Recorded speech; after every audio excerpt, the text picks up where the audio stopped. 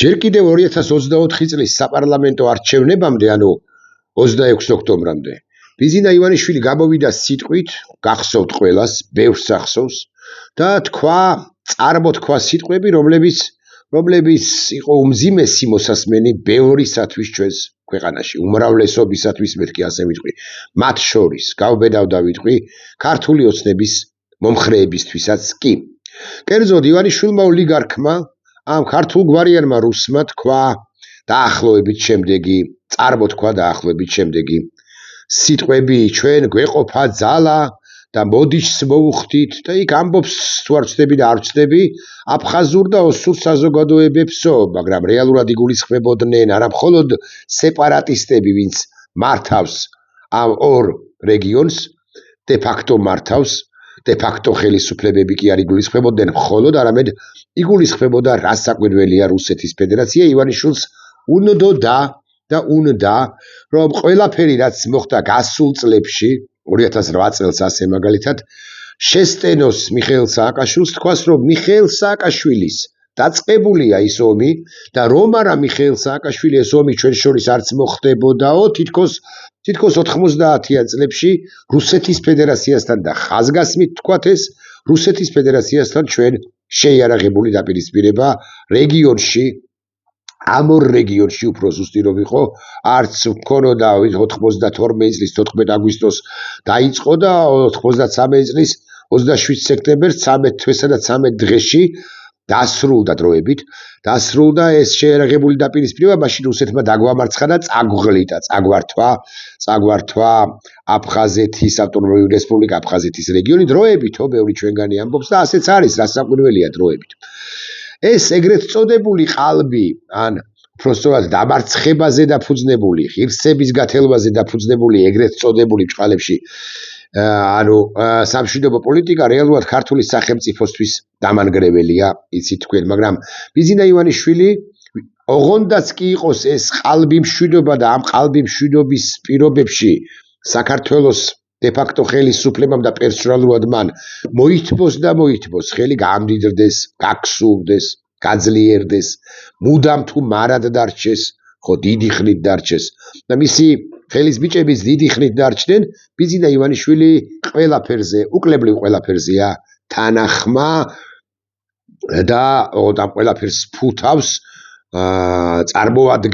წარმოაჩენს ისე თითქოს მშვიდობის მტრედი ან მშვიდობაზე ორიენტირებული პოლიტიკოსი იყოს რეალურად ბანდიტია რასაკვირველია ღირსებაც ითელება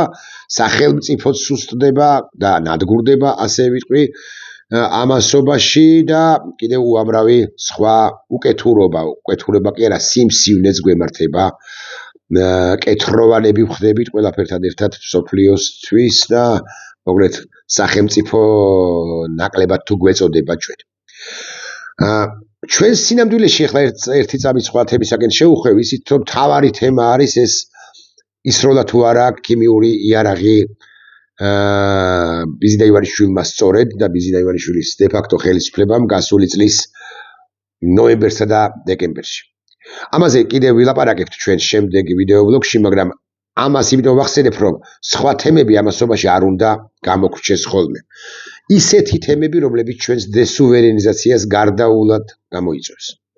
ხო და აი ერთ-ერთი თემა რომელიც ჩვენს დესუვერენიზაციას გარდაულად გამოიწვევს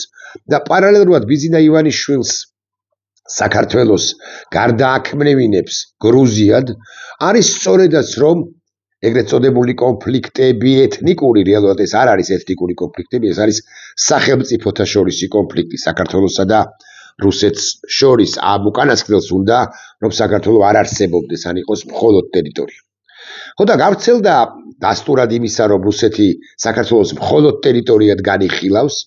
და მხოლოდ ტერიტორიად მიიჩნევს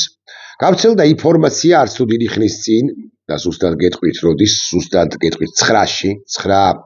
დეკემბერს რომ სოხუმმა თარგმნი პრაქტიკულად რუსული ტექსტია პირველად გახსნა ინფორმაცია იმ პროექტის თაობაზე რომელიც სამ პროექტის თაობაზე ბოლო 2 წლის განმავლობაში ეს მითქმა-მოთქმა არ წყდებოდა კერძოდ გენერალურმა დირექტორმა სატრანსპორტო ლოჯისტიკური კომპანიისა და მსოფლიოს ხალხთა ასამბლეის წარმომადგენელმა, აფხაზეთის წარმომადგენელმა ასტამურ ახსალბამ ეხო კავკასიას მოუთხრო უამბო, რომ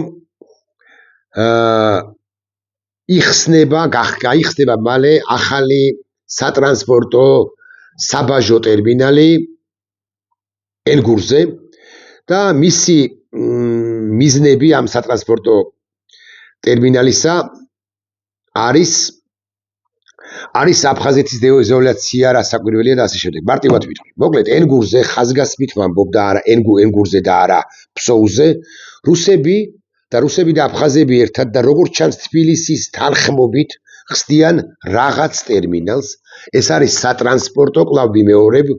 ეს არის სატრანსპორტო საბაჟო ტერმინალი. რამდენიმე წლის განმავლობაში ამ პროექტის მიჩქმალვა ხდებოდა იმის გამო, რომ გეოპოლიტიკური ვითარება არ უწყობდა ხელს მხარეს, ამ შემთხვევაში აფხაზებს მხარედ მოიხსენიებ, რომ ბევრი ესაუბრათ ამ პროექტზე და ეშინოდათ, რომ ეს პროექტი ჩავარდებოდა თუ ბევრი საუბარი იქნებოდა და ამ ბევრ საუბარს ბუნებრივია მოჰყვებოდა ბევრი მოთქმა, მაგრამ უკვე აი ბოლო რამდენიმე ხანია მათ პრინციპში, როდესაც მოასრულეს და ამთავრეს ამ პროექტზე მუშაობა და ამ დიდი ჰაბის, ასე დავარქმევ, საბაჟო სატრანსპორტო ჰაბის ტერმინალის გაკეთება ენგურზე ხაზგასმით ვამბობ, უკვე ინფორმაციაც გაასაჯაროეს ამის თაობას. ისინი ლაპარაკობენ, რომ ენგურის ამ ტერმინალს, საბაჟო ტერმინალს მიადგება დიდი სატვირთო მანქანები სომხეთიდან, ირანიდან, შესაძლოა ინდოეთიდანაც. ანუ პრაქტიკულად გადმოკვეთს საქართველოს საზღვარს აღმოსავლეთიდან და აიძვრებიან ეს დიდი სატვირთო მანქანები ენგურის, ზუგდიდისა და ენგურის მიმართულებით გადაკვეთენ ენგურის ხიდს, მაღალი ალბათობით და შევლენ ამ ტერმინალზე. ამის გაკეთება პრაქტიკულად წარმოუდგენელია თუ თბილისის თანხმობა არ იქნება. თუ თბილისი არ იტყვის, რომ ამ დიდ და უზარმაზარ სატრანსპორტო კი არა სატვირთო მანქანებს აქვთ ამ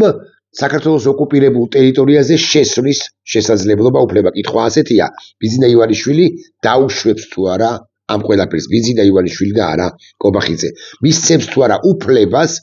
სხვა ქვეყნების კომპანიებსა და ამ კომპანიების მძღოლებს, რომ მათ გადმოკვეთონ ერთის მხრივ მთელი ტერიტორია პრაქტიკულად საქართველოსი, მიადგნენ ოკუპირებულ ტერიტორიას, ოკუპირებულ აფხაზეთს, შევიდნენ ამ ოკუპირებულ ტერიტორია აფხაზეთში და იქ შესაბამისად დაცალონ ამ დიდ ტერმინალში, ანუ ჩამჩინეში სხვათა შორის დაცალონ ეს ტვირთი. ასტამურ ახსალბა ამბობს, რომ ეს ინფორმაცია, რომ ეს ტერმინალი შენდებოდა, იყო აბსოლუტურად შეგნებულად დამალული, არავინ ამ თემაზე არ საუბრობდა გეოპოლიტიკური რთული ვითარების გამო. Поэтому проект пришлось временно закрыть, ერთი ხანობა დავხურეთ კიდეცო, მაგრამ საბოლოო ჯამში ჩვენ ამ თემაზე რუსებთან ერთად განსაკუთრებით ვლაპარაკობთ 2010-11 წლიდან, რომ აფხაზეთის ტვირთი არ იქნება, ეს იქნება სხვა ქვეყნების ტვირთი და დედი მისი შვილია ამ სიტყვებით არა, მაგრამ აბა გაბედოს და საქართველოს დე-ფაქტო ხელისუფლებამ შეუშალოს სომხურ, აზერბაიჯანულ, სომხურ, ირანულ, შესაძლოა ინდურ ტვირთებსაც კი, რომ ამ ტერმინალთან მისული ან საოკუპაციო ხაზთან მისული დიდი სატვირთო მანქანები არ შეუშვას ამ ტერიტორიაზეო. ჩვენ ყველაფერს აქამდე იმიტომ ბლოკავდით, ან არ ვასაჯაროებდით, რომ პრინციპში არეული იყო სიტუაცია მათ შორის საქართველოში, ცო ამბობენ აფხაზები და ახლა უკვე როდესაც პრაქტიკულად კარსარი მომდგარი კი არა შესაძლებელია, დასაშვებია, რომ ბიზინა ივანიშვილმა ცეცხლის განუახლებლობის შესახებ ხელშეკრულებას მოაწეროს ხელი აფხაზეთის დე-ფაქტო სეპარატისტულ ხელისუფლებასთან, პრინციპში ამაზეც წამოვიყვანთ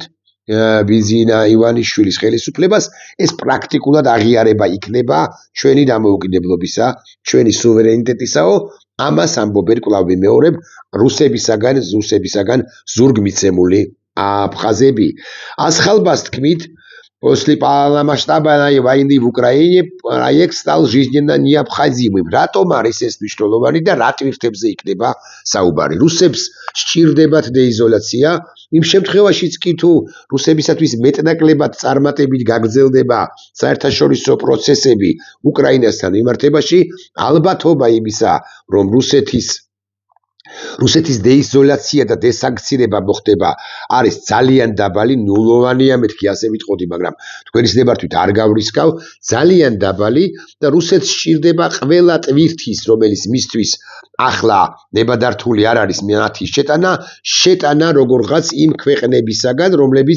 რომლებიც ევროკავშირის თუ ზოგადად დასავლეთის სანქციებს ან არ მიჰყვებიან, არ უჯერებენ, ან შესაძლოა ფორმალურად ითვალისწინებენ, მაგრამ მაინც ცდილობენ რუსეთის ბაზარზე გარკვეული ტვირთების შეტანას. ეს არის ერთის მხრივ ამ ახალბას თქმით პირველადი მოთხოვნილების ტვირთები, რომლებიც აფხაზეთში არც გაჩერდებაო, პირდაპირ ესე იგი შემოვა ენგურზე, შემოვა გაივლის ამ საბაჟო ტერმინალს, მოხდება იქ განბაჟება თუ მაინც და მაინც რაღაც პროცედურებია საჭირო, მერე გადაკვეთავს მთლიანად აფხაზეთის პერიმეტრს, ჩავა ფსოუმდე და ფსოუდან უკვე ბუნებრივია მოხდება კრასნოდარის ოლქში, მათ შორის კრასნოდარის ოლქში და აგრეთვე სოჩაში და შესაბამისად უკვე რუსეთის ტერიტორიაზე, რაც რუსეთს სასიცოცხლოდ სჭირდება. კიდევ ერთხელ დავსვათ ალბათ საკვანძო კითხვა, ბიძინა ივანიშვილის ხელისუფლება, ქართული ოცნება იქნება თუ არა ისეთი თამამი, რომ ამ ენგურზე მისულ დიდ სატვირთო მანქანებს, რომლებმაც უნდა გადაკვეთონ საქართველოს მთელი ტერიტორია, უთხრას რომ თქვენ ვერ შეხვალთ აფხაზეთის ტერიტორიაზე და მე მთელი პასუხისმგებლობით შემიძლია განჭვრით თქვა და მაღალი ალბათობით განჭვრითო, რომ ბიძინა ივანიშვილის ხელისუფლება ამ ყველაფერს ვერ იზამს და არ იზამს, იმდენად მოწყვლადია თავის მხრივ ის რუსეთის მიმართ, იმდენად სუსტია და იმდენად ვერ უბედავს რუსეთის ფედერაციას, რომელთანაც უთუოდ იყო შეთანხმებული ყველაფერი ამ მათ შორის ამ ტერმინალის საგანგებოდ და სახელდახელოდ სწორედ ენგურზე გახსნა და მოკლედ მარტივად რომ ვილაპარაკოთ გალის რაიონში გახსნა, ამის ფოტოებიც ვრცელდება, რამდენად კარგად გამოჩნდება არ ვიცი, გამოჩნდება, ფოტოებიც ვრცელდება ამ საბაჟო ტერმინალისა, საბაჟო უზარმაზარი ტერმინალისა. მოდით ვიხდი, ესე იგი კიდევ რაღაცა ასპექტებზე მიგაქცევინებთ ყურადღებას. თბილისი აკონტროლებს სიტუაციას ელგურის ხიდისთან არსებულ დიდ ინფრასტრუქტურასთან დაკავშირებით თბილისში უკვე ცნობილი იყო მშენებლობასთან დაკავშირებით 2023 წელს. ქართული მედია საშუალებები ამავრცელებდნენ კადრებს, რომლებზეც ჩანდა, რომ ელგურის ხიდთან ახლოს უნდა აიგოს, აგებული იქნება ძალიან მასშტაბური ინფრასტრუქტურა, სავარაუდოდ ახალი, მაშინ 23 წელს ესე იყო მიჩნეული, სავარაუდოდ ახალი საბაჟო პუნქტი, ხოლო თბილისი და სოხუმიც, ოფიციალური თბილისი და არაოფიციალური სეპარატისტული სოხუმი ამასთან დაკავშირებით კომენტარს არ აკეთებდნენ მაშინ და ახლაც სიმართლე გითხრათ თბილისი პირში ჩაგუბებულია. მოსკოვი მიიღებს ტვირთს,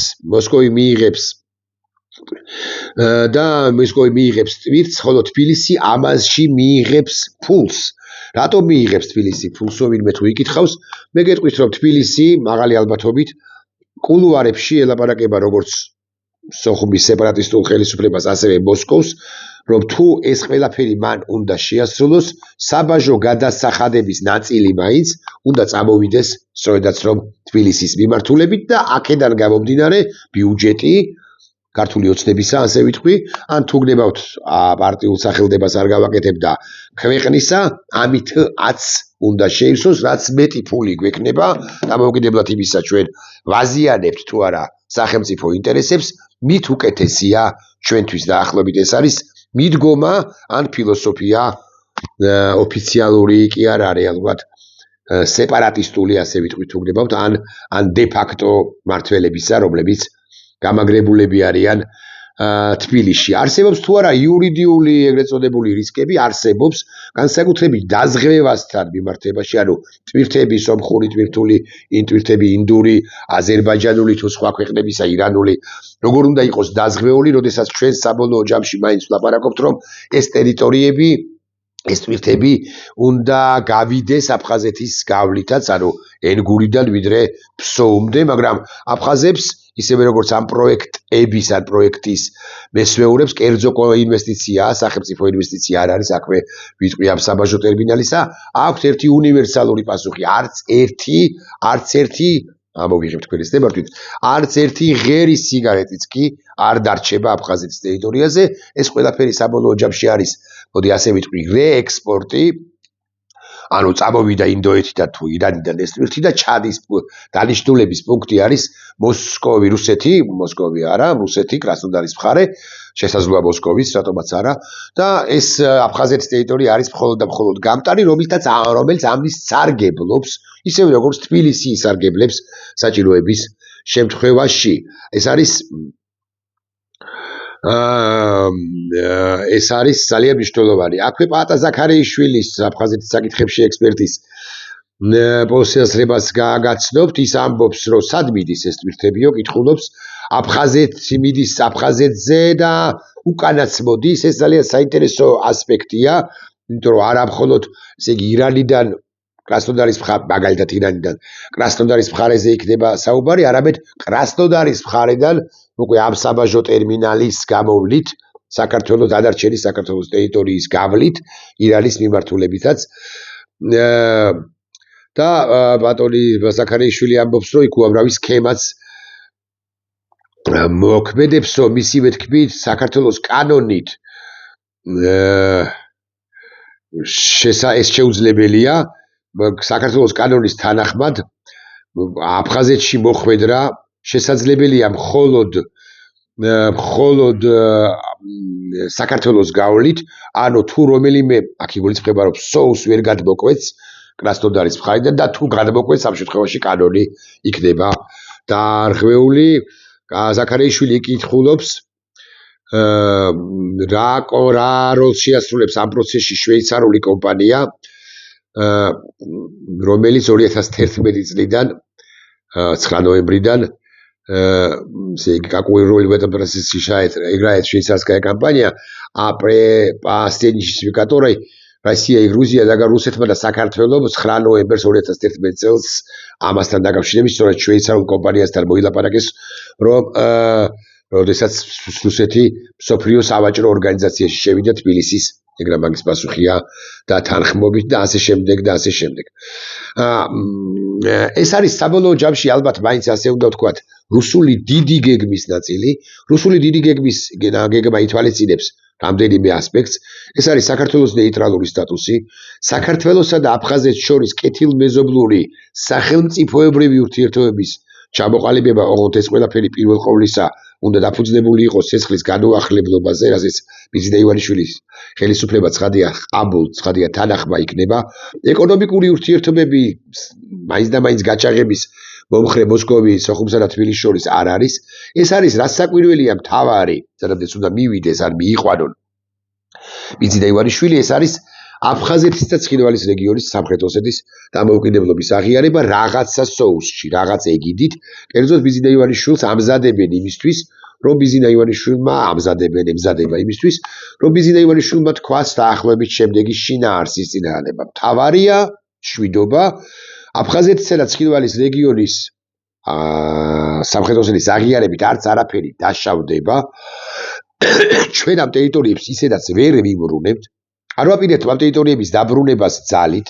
ახლა ეკონომიკური ინტეგრაცია, ეკონომიკური ურთიერთობების დაწყება ამ ორ ძველ ქართულ რეგიონთან პრინციპულად მნიშვნელოვანია, რომ იქნება სახალხო დიპლომატიისა და ეკონომიკური ურთიერთობების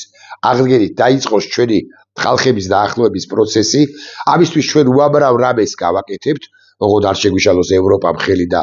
არ შეგვიშალოს ნატომ ხელი, ევროპამ, ევროკავშირმა და ნატომ. ამიტომ ჩვენ უარს ვიტყვით ევროკავშირზე, ღიად კიდევ ერთხელ დამატებით და რასაკვირველია უარს ვიტყვით ნატოზე, რომელიდანაც აგე შეერთებული შტატებიც კი გამოდის, ინიციატივა არსებობს, არავინ არ გამოდის, მაგრამ ბიზნე ივანიშვილი რასაც სიტყვის იმაზე ვლაპარაკობ და აი ასე უნდა დავიწყოთ ურთიერთობები და ეს საბაჟო ტერმინალი, რომელზეც ჩვენი ირიბით არხმობა იყო კიდეც არ დაგიბალავთ, ამას ამბობს მიზიდა ივანიშვილი, საბოლოო ჯამში არც არაფერს არ შეგვიშლის ხელს, პირიქით შეგვიწყობს ხელს, მეტიც ფულით შემოვა ჩვენს ტერიტორიაზე, საქართველოში, ცენტრალურ ბიუჯეტში, რეალურად ცხადია ეს ფული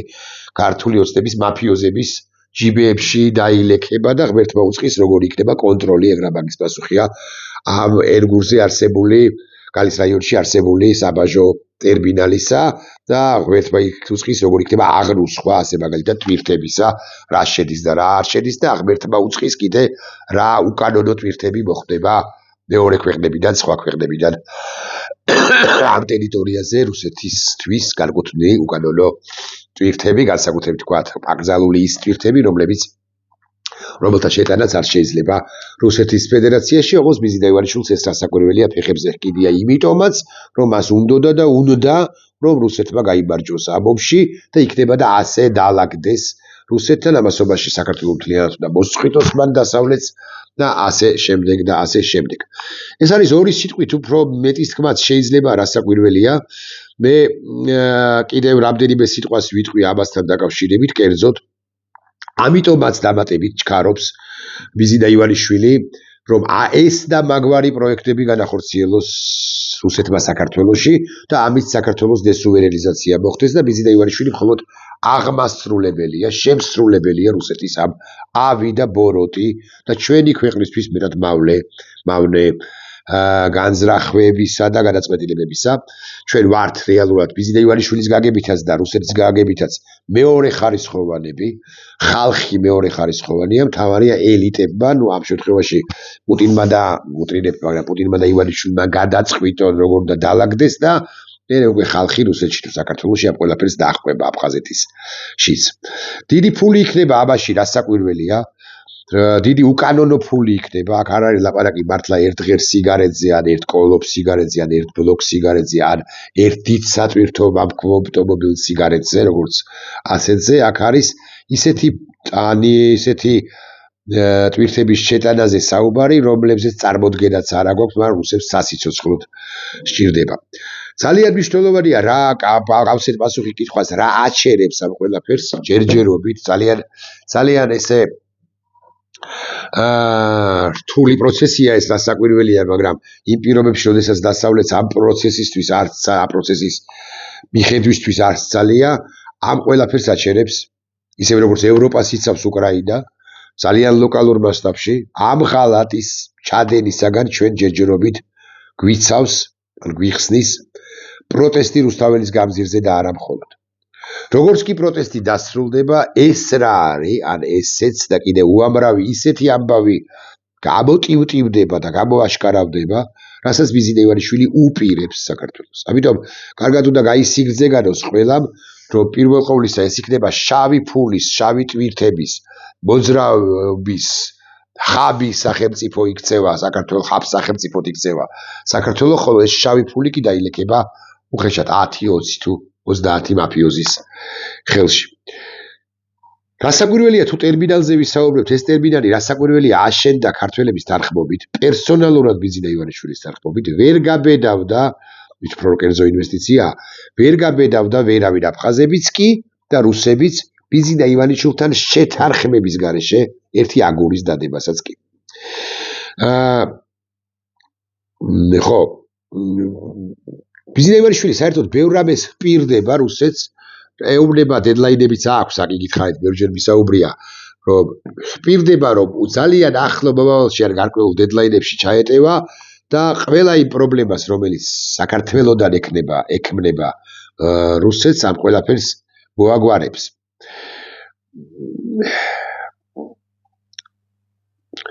ხო, და კიდევ ერთი ალბათ, ხო, აქვს თუ არა რუსეთს გამაკავშირებელი ხაზი საქართველოს გავლით, ან საქართველოსთან თუ გნებავთ ესე ვიტყვი, აქვს, ან ხაზის გარდა, ეს არის ზემოლარსი, მაგრამ მათ შორის რთული კლიმატური, რთული რელიეფური და ასე შემდეგ პირობების გამო მას ალტერნატივები სჭირდება, ეგ რა მაგის პასუხია და სჭირდება სარკინიგზო მიმოსვლის აღდგენაც. ხო, კიდევ რა ისი თქვა შეიძლება, ხო, ეს არის რასაკვირველია.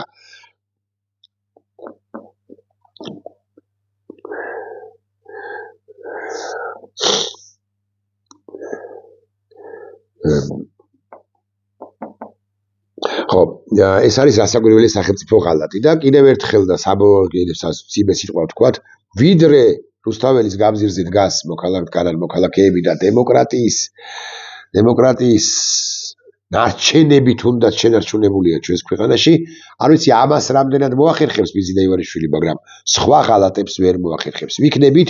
30ჯერ მეტნი ქუჩაში 20ჯერ მეტნი ამასაც ვერ მოახერხებს. ბიზნე ივანიშვილი პირდაპირ მნიშვნელობით ლოგინში, პირდაპირ მნიშვნელობით ცხადი არა, მაგრამ უტრირებულად ლოგინში უგორდება. საქართველოს უგორებს. ციმე სიტყვა წარმოვთქვათ, თუ გნებავთ არ წარმოვთქვათ. საქართველოს უგორებს რუსეთს ლოგინში და ამით ანგრევს საქართველოს. ეს ერთ-ერთი თვალსაჩინოებაა, თუმცა ძალიან მძიმე ამბავია, რომ იცოდეთ, თუ საქართველოს ტერიტორია გამოყენებული იქნება მხოლოდ ტრანზიტის ტერიტორიად, იქ ენგურამდე ჩავა რუსეთისთვის განკუთვნილი უკანონო ტვირთები, თუნდაც კანონიერი, მაგრამ პირველ ყოვლისა უკანონო ტვირთები, ის ტვირთები, რომლებიც რუსეთს სასიცოცხლოდ ჭირდება იმისთვის, რომ მისი სამხედრო მანქანა გააძლიეროს, მაგალითად და ასე შემდეგ. საქართველოს ისედაც ჭაობში აღმოჩენილი არქიპო ივანიშვილის ხელში კიდევ უფრო მძიმე მდგომარეობაში რეპუტაციულადაც აღმოჩნდება და სამაგეოდ ბიზნე ივანიშვილი და მისი კამანდა მიიღებს დამატებით ათობით და ასობით მილიონ დოლარს შავ ფულს, მერე რომელიმე არ მოეწონებათ გამოიჭერენ ოქროს ზოდებით, ხარიბაშვილი ასე მაგალითად, თუმცა ციხეშიც არ გამოამწყდებენ არსებულ თუ მომავალ ბანდიტებს. მთავარი ბანდიტი რასაკვირველია ივანიშვილია, რომელსაც ეს ქვეყანა ტერიტორია ჰგონია და მისი უკანა ბოსტანი თუ უკანა ეზო, შავი ეზო ჰგონია, რომელსაც რასაც უნდა იმას უზამს და რო გითხრათ რომ ვერ უშვება, მეთქი გარკვეულ შემთხვევებში ტყუილი გამომივა. ნაყოფის.